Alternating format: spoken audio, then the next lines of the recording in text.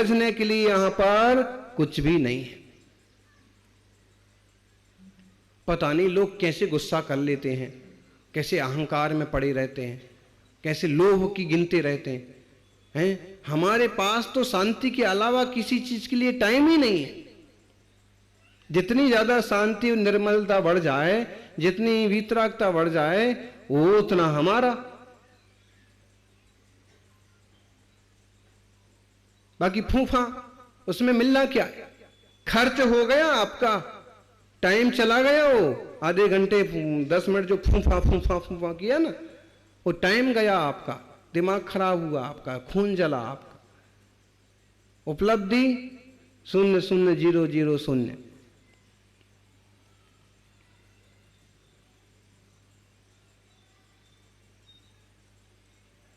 और शांति में उपलब्धि एकदम शांति, निर्मलता, वीतरागता, भरपूर उपलब्धि। ये ऐसी उपलब्धि है कि किसी को दिखती नहीं है, और जब दिखती है तो ऐसे उभर के दिखती है जैसे महावीर स्वामी के चेहरे पर दिखती।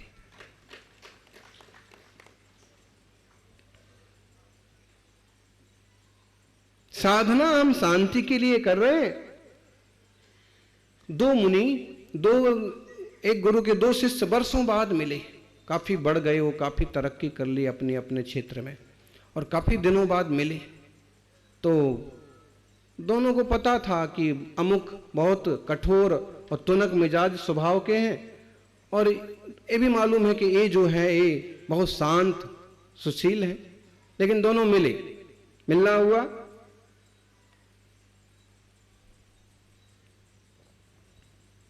सरल स्वभावी श्रेष्ठ साधक शांत स्वभावी मुनि ने कहा, हा, क्या निखार आया है तुम में, तुम्हारी मुद्रा एकदम भगवान जैसी हो गई, तुम जैसे भगवान जैसे दिखते। इतना सुनने के बाद भी सामने वाला कहता है कि और तुम्हारी मुद्रा के लिए बताऊं? निखर रहने दो। नहीं नहीं, तुम्हारी मुद्रा है, तुम तो अभी भी एकदम गोबर गणेश हो। तुम्हारे को देख के ऐसे लगता है जैसे गोबर का ढेर हो। पहले वाले मुनि समझ गए कि इनका अभी तक भी तुनक मिजाज, इनको अभी भी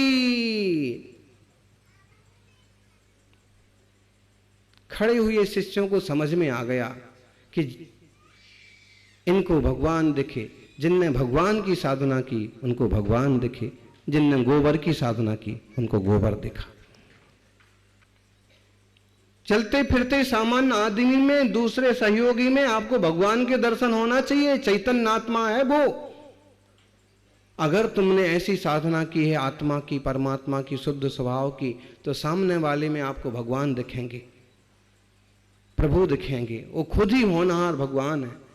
और नहीं वैसी साधना हुई है तो फिर गोबर दिखेगा, बेवकूफ दिखेगा। अपने आप को प्योर करने का रास्ता है जिन धर्म। यहां कुछ तमाशा नहीं करने का है।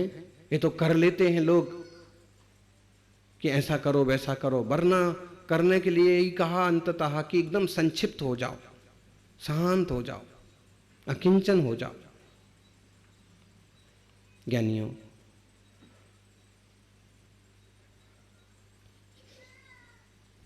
या एक शांत स्वभाव की दृष्टि करें। आप धन संपत्ति के, रुपए पैसे के चौकीदार तो बन सकते हो, मालिक नहीं बन सकते। रास्ते में आ रहे थे तो शेर साहब बता रहे थे, बोले ये दिनेश भाई का है, ये नरेंद्र भाई का है, ये शाह जी का है, बड़ा बड़ा, वो इसके मालिक हैं।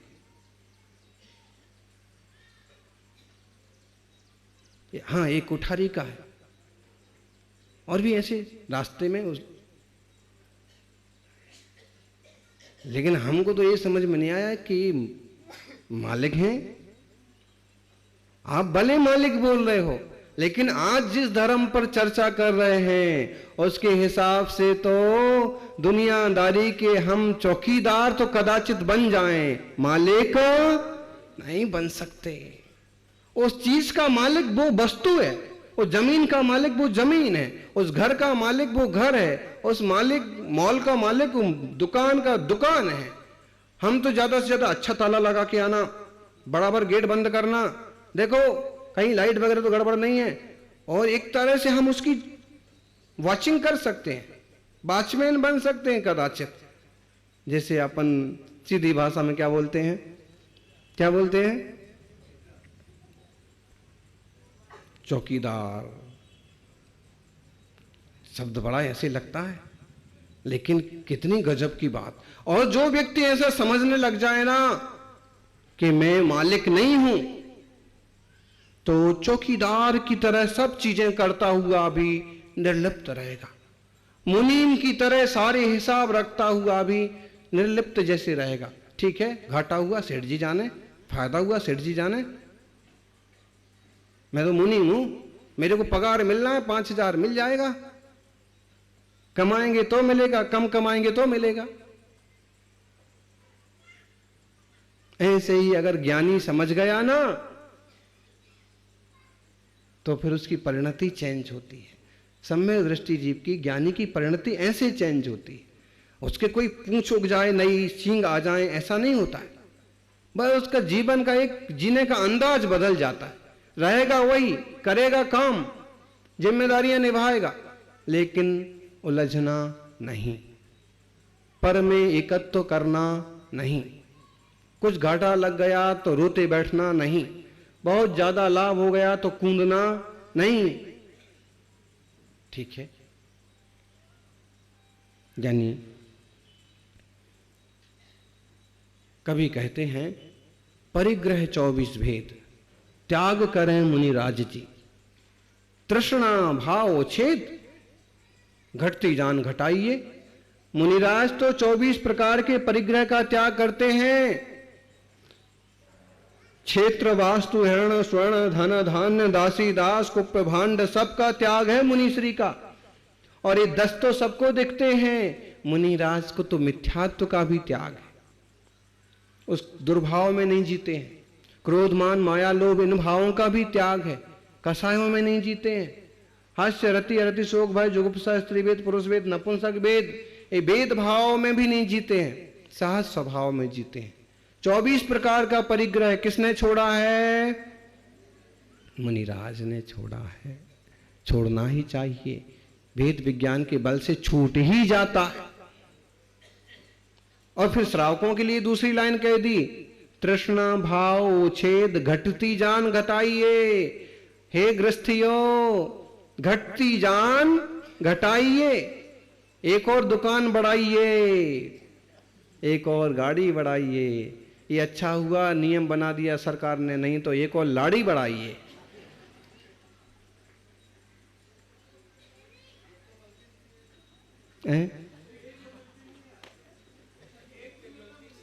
नहीं है ना? तो ऐसा किसी बेटे ने अपने बाप को पूछा कि ऐसा सरकार ने नियम क्यों बनाया कि एक ही हो सकते। बाप ने कहा, बेटे जब हो जाएगी तो तेरे को समझ में आएगी कि अपनी रक्षा के लिए सही उपाय हुआ है।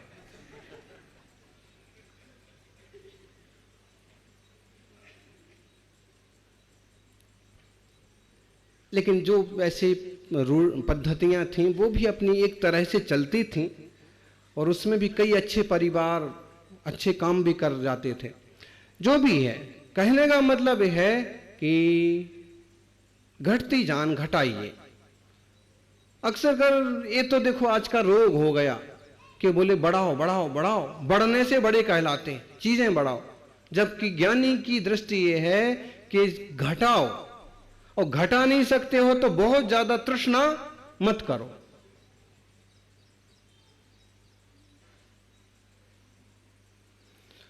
उत्तम किंचन गुण जानो, परिग्रह चिंता दुख ही मानो।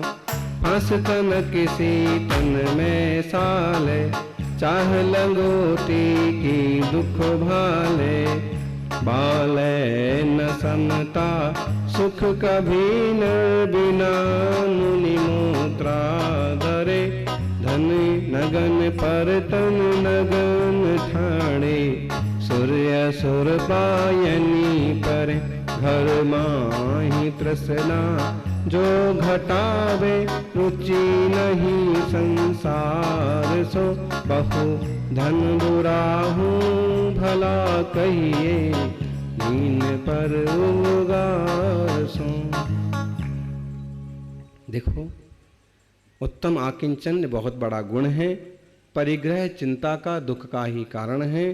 देखो तनकसी भी फांस समझ में आया ना, बांस की फांस, चटाई की फांस, यूं हल्का सा घुस जाता है और फिर चैन नहीं। तनक सी फांस लगी हो तो भी शांति नहीं मिलती, फिर इतना परिग्रह हो तो शांति। बिल्कुल सच्ची बात है।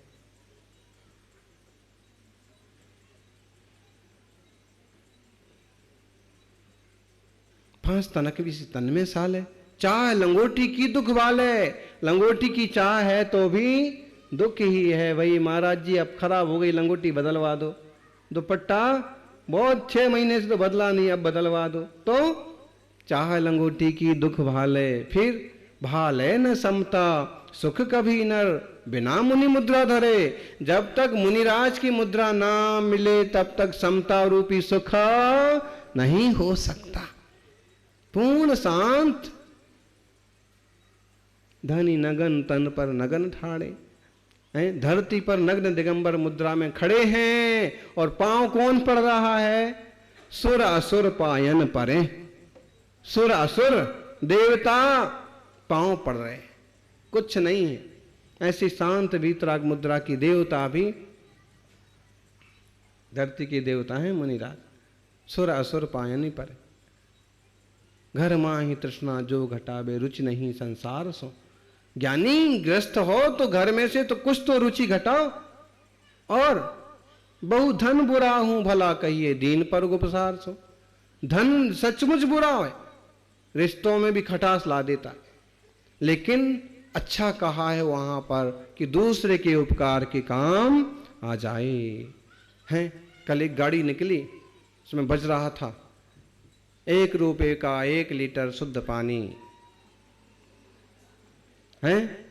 अब 1 रुपए का 1 लीटर के हिसाब से अगर गिनो ना तो प्रकृति ने कहो कि मेघों ने तो इतना पानी बरसा दिया कि $5 मिलियन से भी ज्यादा का पानी आपके यहां बरस गया है।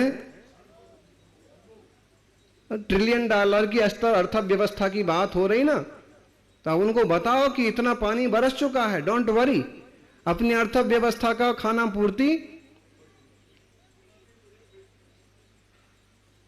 और सच्ची बात है, इस सब चीज का ठीक ठीक उपयोग करने आ जाए ना तो खाना पूर्ति होती भी है।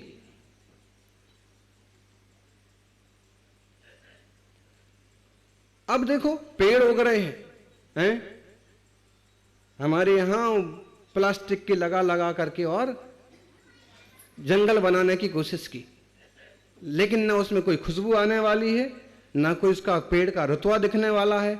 अब देखो एक अच्छे से पानी गिरा, सब तरफ पूरी धरती को हरा भरा कर दिया। प्रकृति का उपकार। मानो ऐसे ही हम कुछ करें। प्रकृति उपकार करती तो है लेकिन बोलती नहीं। ऐसे ही कभी कभी जब उस पर अत्याचार होते हैं तो उत्पात भी करती है, वो भी बिना ही बोले कर डालती। तो सावधानी रखना। दीन पर उपकार सो, दूसरे का उपकार करो, बहुत जरूरी है। एक दूसरे का सहयोग करेंगे तो विकास होगा। एक बूढ़ी मां फल बेचने वाले के दुकान पर आई और पहले जो फल खरीदने के लिए ग्राहक खड़ा था उसकी तरफ मुंह किए, उसकी दिशा बदल करके दुकानदार ने जल्दी से बूढ़ी मां से बात करना चालू किया। बोलो मां क्या चाहिए? उसने कहा कि केले क्या भाव दिए बेटे? उसने के 5 रुपए दर्जन, एप्पल 10 रुपए किलो, और थोड़ा थोड़ा उससे जो लेते बनता था, 2 केले ले लिए, 1 एप्पल ले लिया। अब जो खड़ा था पास में आदमी, वो कहता है कि तुमने मेरे को कहा है 25 रुपए दर्जन केले और उसको 5 रुपए दर्जन, मेरे को 100 रुपए किलो सेव फल और उसको। फल वाला कहता है कि भाई जब ये बूढ़ी माँ, जब इस तरह के लोग मेरी दुकान पर आते हैं और मेरे यहाँ से भी कुछ भी लेके जाते हैं तो मेरी दुकान में उससे बहुत ज़्यादा फायदा हो जाता है।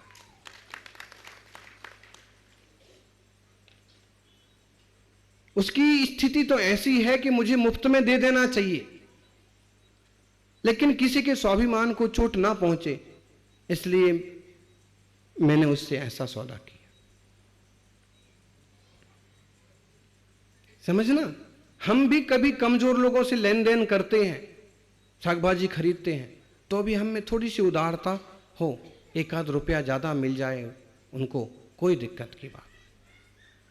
ऐसे किसी भी तरह से उपकार करने की कोशिश करना, जिसमें छोटे व्यापार करने वालों का तो करना, उसमें ज़्यादा भावताव नहीं करना। कारण उसने इतना तो दम रखा कि छोटा व्यापार कर ले रहा लेकिन चोरी नहीं कर रहा, दिन भर साग फल बेचता है, मुश्किल से 100 रुपये 150 कमाए, और फिर भी तो बड़े विवेक से अपन किसी भी तरह से हेल्प करें। ये भी एक उपकार है। आपने सीधा दान नहीं दिया, वाया वाया दिया कि ठीक है जो बोल रहा उस हिसाब से सौदा कर लो। बाकी जिसको दे रहे हैं उनकी योग्यता थोड़ी सी परख लेना और सबका हित हो, सबका कल्याण हो। अयम निजा परो बीति गणना लघु चेतसाम उदार चरिता नाम तू वसुधैव कुटुंबकम। जय बोलिए शांतिनाथ भगवान की जय। उत्तम आर्चो उत्तम आकिंचन धर्मांगाय नमः।